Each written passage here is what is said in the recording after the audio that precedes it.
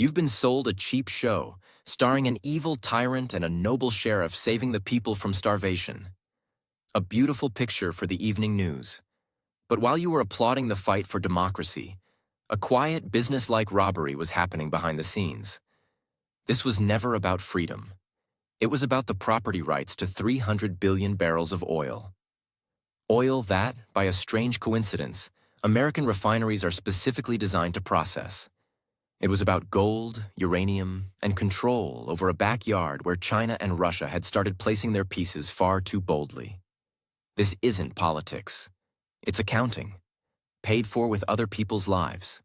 Today, we're breaking down the 33 cynical and pragmatic reasons why the world's richest democracy needed to save a destitute country with the largest oil reserves on the planet. The show is over. Let's get started. Reason number 1. The largest oil reserves in the world. Sounds like hitting the jackpot, right? Imagine finding not just oil, but an entire ocean of it in your backyard. 300 billion barrels. That's more than the Saudi sheikhs have in their snow-white palaces. You'd think you could live happily ever after. Build a paradise on earth. But you're forgetting what kind of world we live in. In our world, a reserve like that isn't a blessing. It's a curse. It's a giant neon sign hanging over your country, flashing just 2 words: rob me. It's like sitting on a throne of pure gold in a world full of orcs from the Lord of the Rings. The question isn't if they'll come for you. The question is when. Because in this global game, you're not a player. You're the casino that just got hit. And now, the owners have come to collect their winnings, along with the building. Reason number 2. The specific heavy crude oil. We tend to think all oil is the same. Black, liquid, flammable. Not even close. Venezuelan oil is special. It's heavy, viscous, like tar. A real headache for any engineer. And to turn this sludge into gasoline, you need special refineries. Super complex, super expensive. And here is the devil's irony. For decades, these refineries were built in one place, the Gulf Coast of the United States of America. These facilities are tailored to Venezuelan crude like a key to a specific lock. They can't just switch over to light Arabian oil. That would be like trying to fuel a Formula One car with diesel from a tractor. It's technically impossible. And so, the United States finds itself in a Kama Sutra-like position. They hate the regime in Caracas, but without its oil, their industry is just a pile of scrap metal. This is geopolitical schizophrenia, the addiction of a junkie to the dealer he desperately wants to put behind bars. Reason number 3.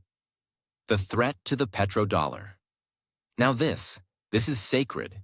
It's not even about money, it's about religion. The entire might of America doesn't rest on its aircraft carriers. It stands on one simple idea. Any country that wants to buy or sell oil must do so in US dollars. This forces the entire world to need American currency. It allows them to fire up the printing press whenever they feel like it. And then along comes Hugo Chavez, and later Maduro, and they say, you know what, we'll trade in yuan, in euros. Or hey, we've even invented our own cryptocurrency, the petro. Sound like a conspiracy theory? Oh, it's much worse than that. For Washington, this is an existential threat. It's like walking into the Vatican and declaring that from now on, everyone prays to Odin. It's an assault on a symbol of faith. Saddam Hussein tried to do the same. Muammar Gaddafi also mumbled something about a gold dinar. We all know how they ended up. Uncle Sam looks at tricks like these with the smile of the Terminator, and he says, I'll be back. Reason number 4. The gold reserves. Besides black gold, Venezuela is also full of the regular yellow kind. Tons of it. Huge deposits. But like many smart countries, Caracas didn't keep it under the mattress. It stored it in the safest places in the world. In Western banks. Mainly in London. And at some point, the Venezuelans said, hey guys, thanks for holding this for us. Now we'd like to bring our gold home. An awkward silence followed. You know, it's like handing your wallet to a stranger in a dark alley for safekeeping and then acting surprised when he doesn't want to give it back. Western banks simply froze Venezuela's assets because democracy was in danger. It's a brilliant scheme. First, you convince everyone you have the most secure vault. Then, you just change the code and claim the owner has a bad reputation. It's not even a robbery. It's a David Copperfield-style magic trick. Now you see the gold. Now you don't. All to the applause of the international community. Reason number 5. Proximity to U.S. borders. Open a map. Look where Venezuela is. This isn't some distant Iraq. This is America's soft underbelly, their backyard. Since the 19th century, Americans have lived by one rule. It's called the Monroe Doctrine. Translated from diplomatic speak, it sounds like this. This is our continent, and God help any European or Asian scoundrel who tries to bring their rules here. And now, right next door, they have a regime that's openly friendly with Russia and China. It hosts their military personnel. It buys their weapons. For Washington, this is like having your worst enemy move into the apartment next door and start accidentally drilling holes through the wall into your bedroom with a power drill. No one in the White House was going to tolerate that kind of behavior. This isn't a matter of policy. It's a matter of the empire's self-preservation instinct. An empire that doesn't tolerate strangers on its territory, even if, formally, it isn't their territory. Reason number 6. The Citgo Corporation. Now this is a pure business thriller. Picture this. Venezuela, a pariah state, owns 3 massive oil refineries and thousands of gas stations on the territory of the United States. This isn't a joke. The Citgo Petroleum Corporation is a wholly owned subsidiary of Venezuela's state-owned company, PDVSA. That's like North Korea having its own chain of diners in California. A strategic asset, right in the enemy's lair. For decades, this setup worked. But when tensions escalated, the Americans looked at this prize and their mouths began to water. Controlling Citgo means controlling the refining and distribution of that very same heavy oil. It's the perfect lever of pressure, and they got it. Through sanctions and legal maneuvering, they effectively squeezed Venezuela's main foreign asset away from it. A scheme worthy of The Godfather. Nothing personal. It's just business. Reason number 7. Friendship with China. While the U.S. was busy in the Middle East, a cunning neighbor slipped into its garden. China. Beijing didn't wave flags of democracy. It just provided money. A lot of money. Over $60 billion in loans and investments. In exchange for what? You guessed it, oil, future oil shipments. For China, it was the perfect deal. They secured a guaranteed source of energy and hooked an entire country on debt. For the U.S., it was a nightmare. Their main geopolitical rival was building an economic base right under their nose. The Chinese didn't meddle in politics. They built roads, ports, infrastructure. They acted like a boa constrictor, slowly and quietly wrapping itself around its prey. Washington realized that if this continued, Venezuela would become not just an ally of Beijing, but its economic colony. And that could not be allowed to happen. The game of squeezing them out began. Reason number 8. Russian influence. If China is the boa constrictor, then Russia is the bear that came and brazenly sat down in the berry patch. Moscow didn't pour in tens of billions. It acted more subtly. First, weapons. Venezuela became one of the largest buyers of Russian arms. Su-30 fighter jets, S-300 air defense systems, tanks, helicopters. This created a dependency of the Venezuelan army on Russian spare parts and instructors. Second, military advisors. The presence of Russian specialists in Caracas is a red flag for the Pentagon. It's almost like a mini Caribbean crisis. And third, a political shield. In the UN Security Council, Russia repeatedly blocked any harsh resolutions against Maduro. For the US, this was a double blow. They weren't just losing control of the region. They were watching their old Cold War enemy return to their backyard. The American eagle could not sit by and watch the Russian bear make itself at home in its nest. Reason number 9. Deposits of columbite tantalite. Sounds like a disease, doesn't it? But this unremarkable mineral, more commonly known as coltan, is the lifeblood of modern civilization. Without it, not a single smartphone works, not a single laptop, not a single missile. It's used to make capacitors, tiny components found in every gadget. The main reserves of coltan are in Africa, in the war-torn Congo, and it's mined there in hellish conditions. And then, geologists find gigantic reserves of this treasure in Venezuela, among the largest in the world. For corporations like Apple or Samsung, this is like finding a new source of the elixir of life. Clean, untainted by African wars and blood minerals. Control over these reserves means control over the entire global electronics industry. You think the fight is over oil? That's the 20th century. The fight of the 21st century is over rare earth metals, over what your iPhone is made of. And Venezuela is losing this round. Reason number 10. Uranium deposits. If coltan is the blood of gadgets, then uranium is the food for nuclear reactors and nuclear bombs. Venezuela has proven reserves of uranium. Not the largest in the world, but they exist. Now put 2 and 2 together. Venezuela has excellent relations with Iran, a country the US has accused for decades of trying to build a nuclear weapon. What happens if Caracas starts supplying uranium ore to Tehran? For American hawks and Israeli intelligence, this scenario alone is reason enough for a preemptive strike. This is a red line that cannot be crossed. No one knows for sure if such shipments ever happened. But in high-stakes politics, facts don't matter. Potential risks do. And the risk of an Iranian atom with a Venezuelan address was too great to ignore.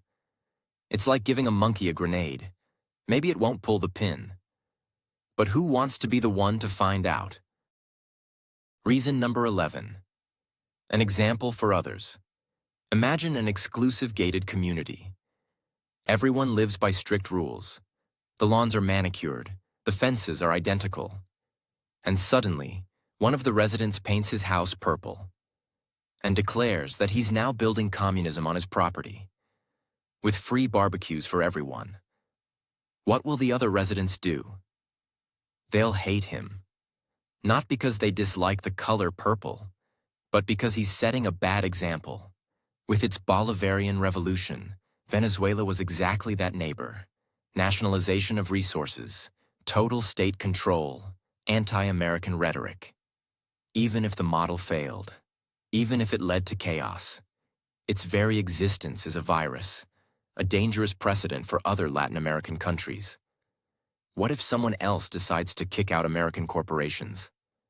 What if someone else decides that the nation's resources belong to the people?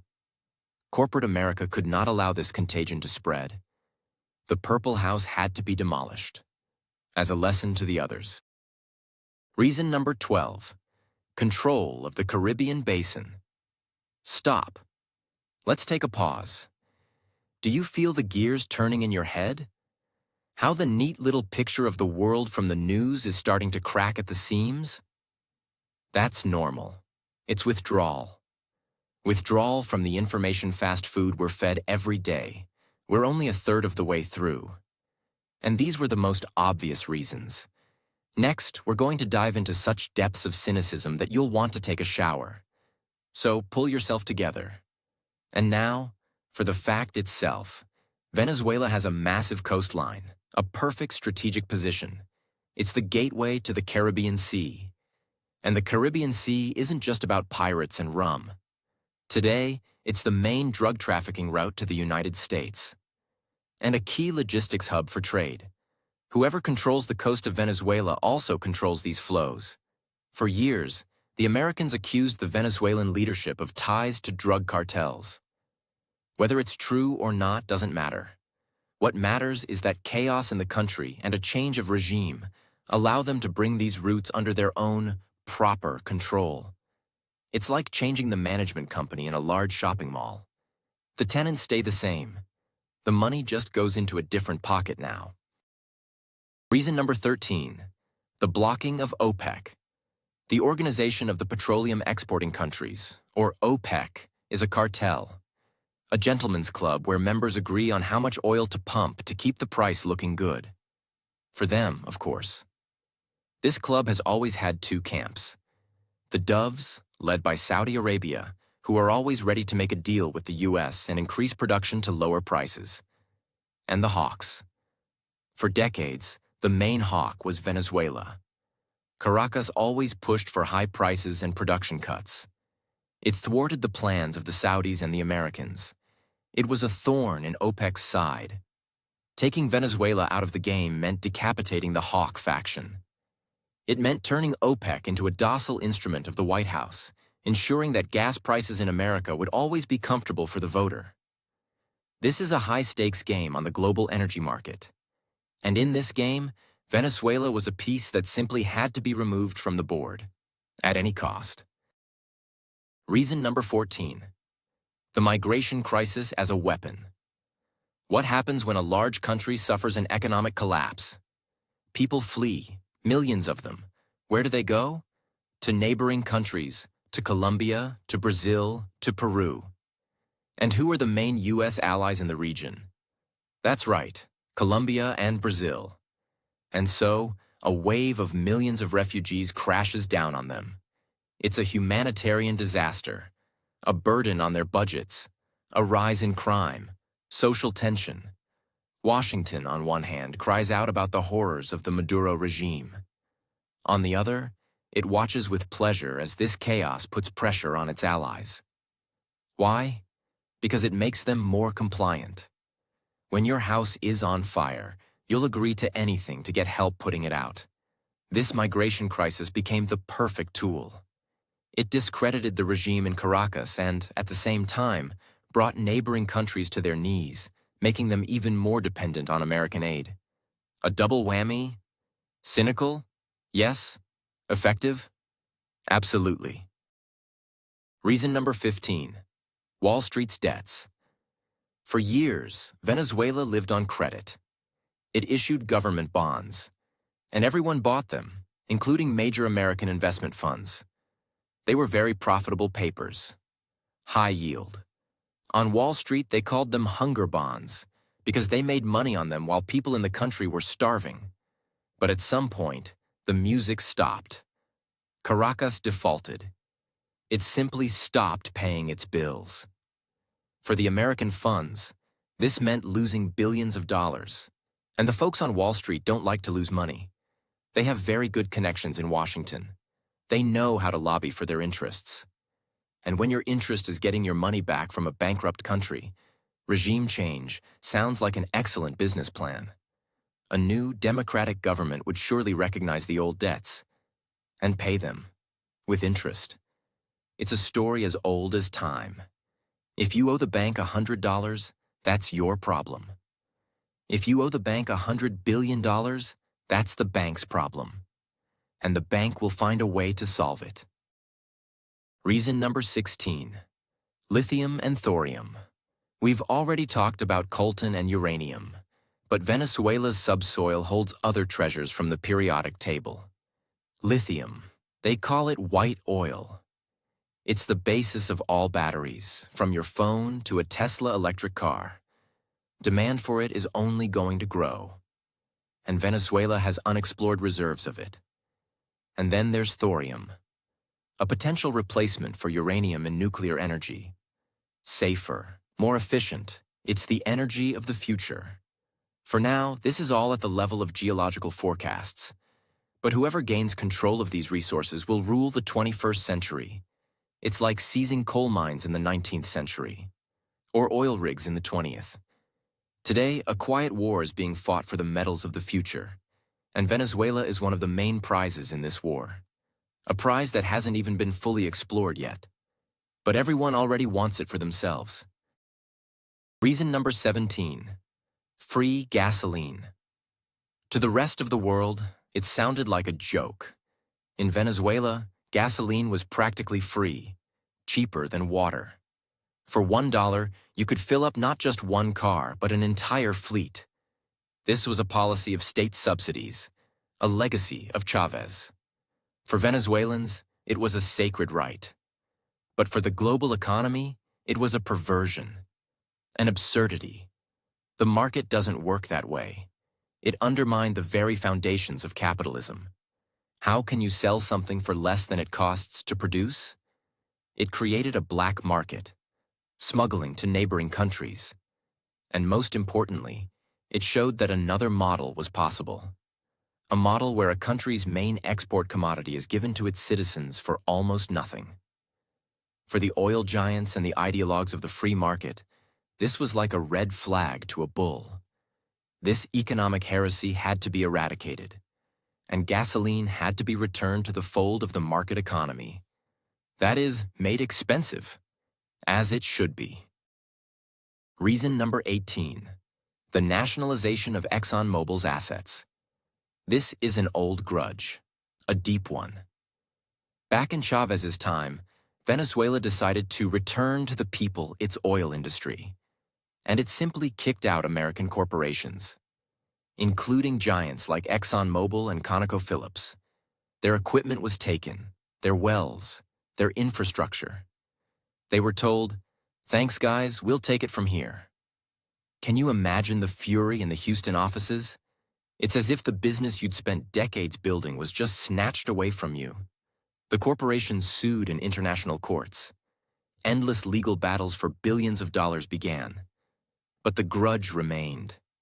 And corporations like these know how to wait. They are like elephants. They never forget.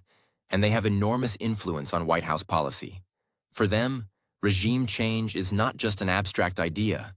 It's a chance to come back, to reclaim their assets, and to get compensation. With interest. Revenge is a dish best served cold. Sometimes you have to wait 10 or 15 years.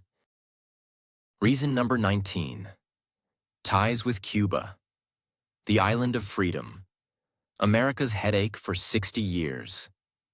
And all those years, Cuba survived only thanks to its sponsors. First, it was the Soviet Union. When it collapsed, Venezuela took its place. For decades, Caracas supplied Cuba with oil, at preferential prices, practically for free, in exchange for doctors and military advisors. For Cuba, this was its life support system. Without Venezuelan oil, the Castro regime simply would not have survived. For the U.S., it was like watching your neighbor feed your vicious dog that you're keeping on a starvation diet. To destroy the Maduro regime meant to cut off the oxygen to Havana, to strangle the Cuban Revolution once and for all. It was a 2-for-1 strategy. A blow to Caracas automatically became a blow to Havana, solving two problems with one move. Very pragmatic, and very cruel. Reason number 20. The ideological war. Let's be honest, Hugo Chavez and Maduro after him absolutely loved to provoke. They didn't just build their own model of socialism, they did it with maximum noise. From the UN podium, Chavez called the American president the devil. He openly challenged American imperialism. This wasn't just politics, it was a show. The Bolivarian Revolution positioned itself as an alternative for all of Latin America. A new path, free from the influence of the gringos. For many in the region, this sounded appealing. For Washington, it was unbearable. They were used to being the only superstar on the continent. And here comes some upstart stealing their audience. It was a battle of narratives, a war of ideas, and in such a war, there are no compromises. One of the ideologies simply had to be wiped off the face of the earth, to serve as a warning to others. Reason number 21. Subsidized oil shipments. The Petrocaribe program.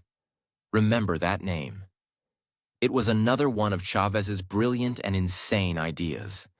He offered almost all Caribbean countries the chance to buy Venezuelan oil at a huge discount, and on a 25-year installment plan, at 1% annual interest. For the small island nations, it was a gift from heaven. They became completely hooked on the Venezuelan oil needle.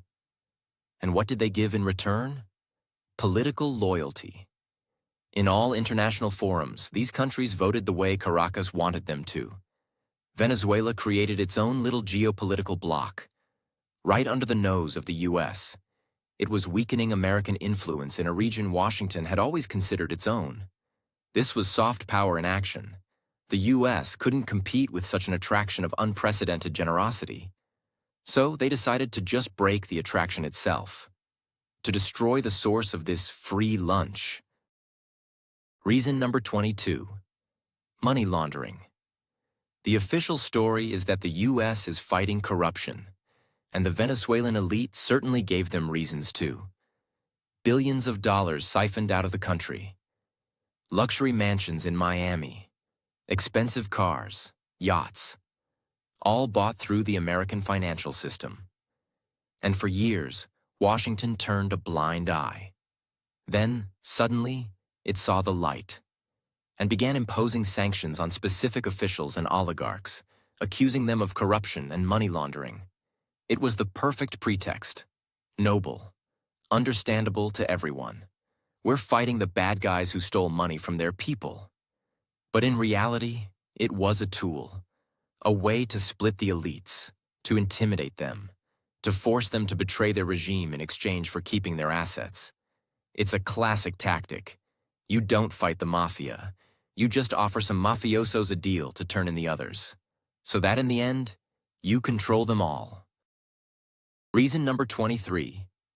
Sanctions as a business. So, you're still here? Congratulations. You have nerves of steel. Most people would have run off to check the ingredients of their morning coffee by now. But we are digging deeper. We're going where it smells of big money and geopolitical cynicism. And here's a fact for dessert. When the U.S. imposes sanctions, it freezes accounts.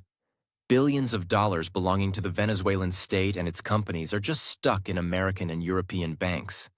They're not confiscated. They're frozen. And what do banks do with the money in those accounts? That's right, they use it. They put it to work.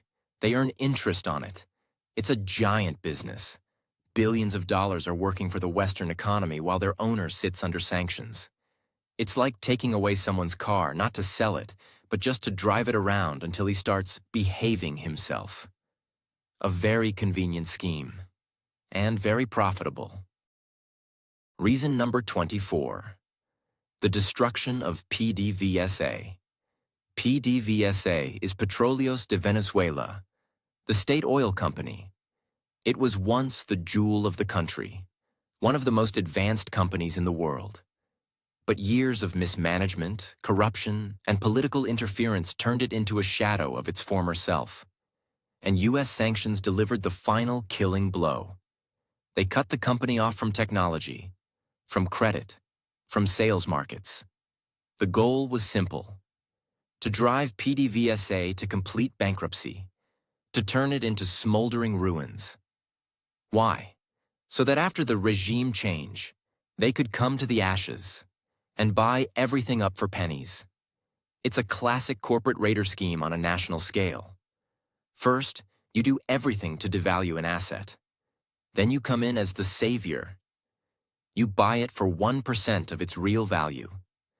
And you become the owner of the largest oil reserves on the planet. A plan worthy of Gordon Gekko from the movie Wall Street. Greed is good. Reason number 25. Humanitarian aid as a Trojan horse. The picture we were shown was heartbreaking.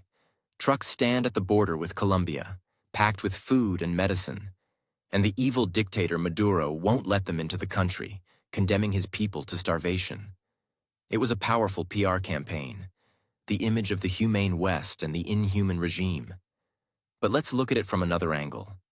The attempts to break through with humanitarian aid were organized and financed by the opposition, which was openly supported by the U.S.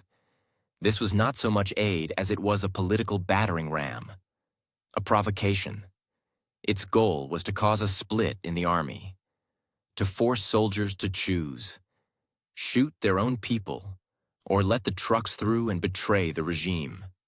It was the use of human suffering as a political weapon, a Trojan horse filled not with warriors, but with boxes of rice.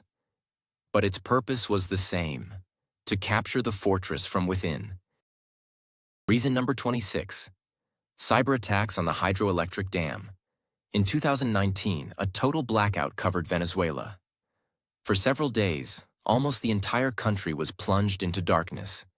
Hospitals stopped working, the subway, communications. The Maduro government immediately claimed it was a cyber attack.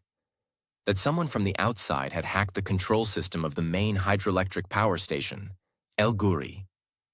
In the West, they laughed at this. They said it was just the result of socialist mismanagement, that everything fell apart on its own. Perhaps. But let's not be naive. The US possesses the most powerful cyber weapons in the world. They already used them against Iran's nuclear program. The Stuxnet virus, remember? They had the technical capability to orchestrate such a blackout. And it's the perfect way to destabilize a country. You paralyze the nation, cause chaos and panic, and you do it with clean hands. No bombs, no soldiers, just someone who pressed the wrong button. Very convenient and impossible to prove. Reason number 27.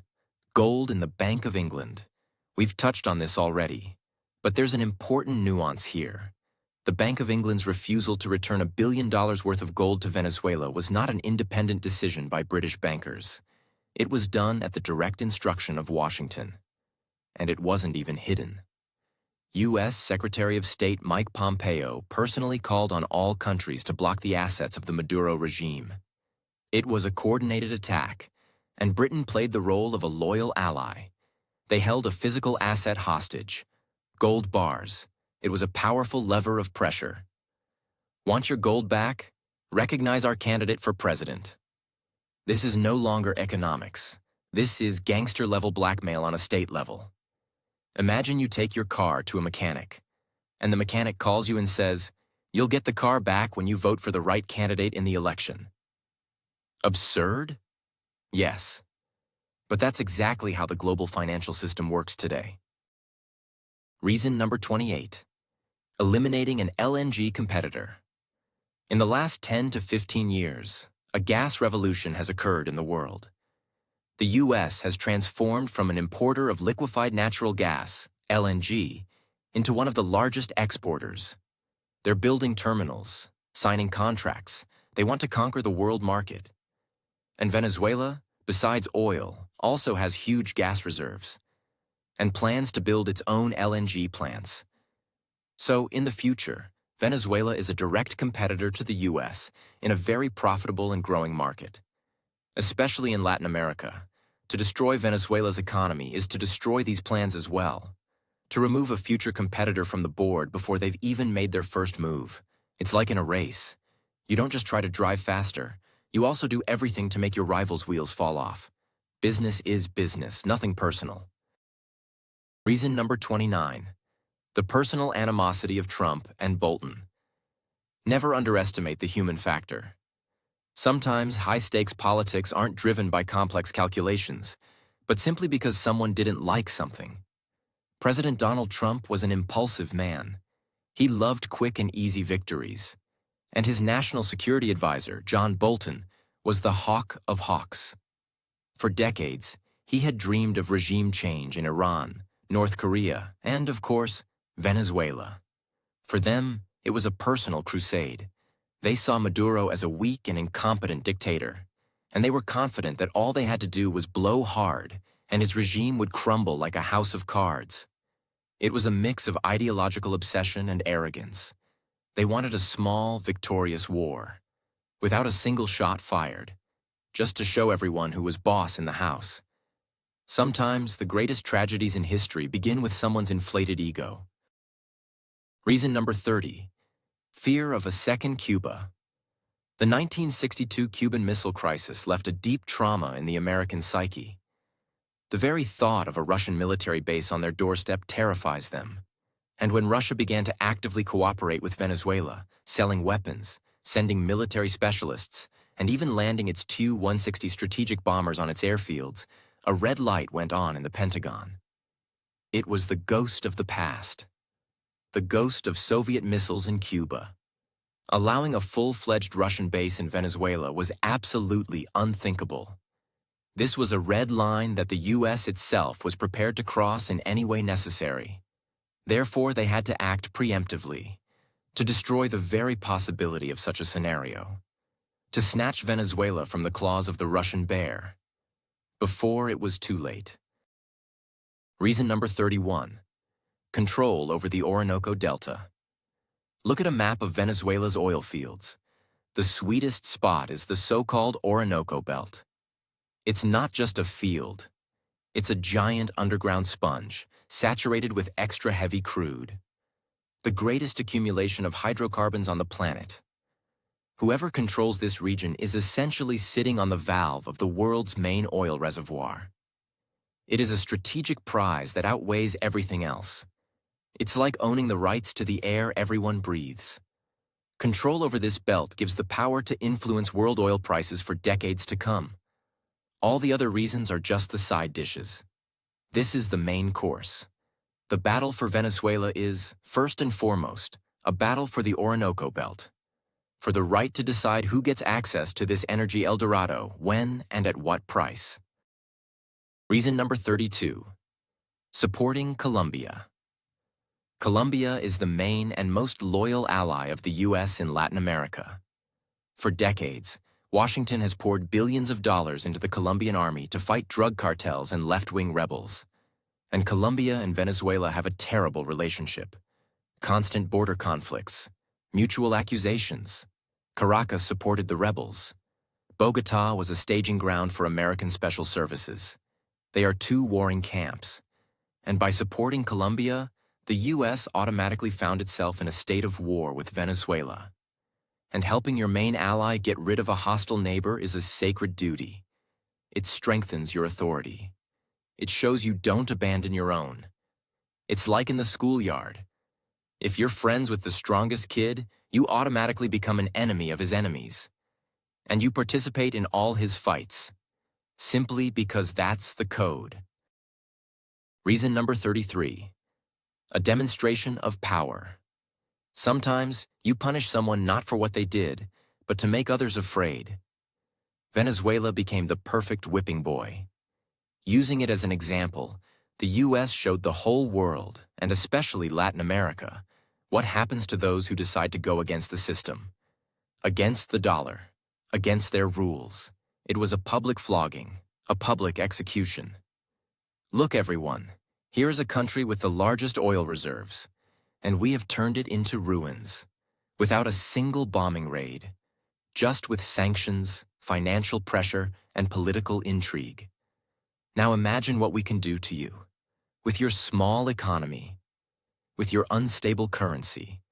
It was a signal, a very clear one, and a very cruel one. Sit quietly. Play by our rules. Or the same will happen to you. And that signal was heard. All over the world. So, is the picture coming together?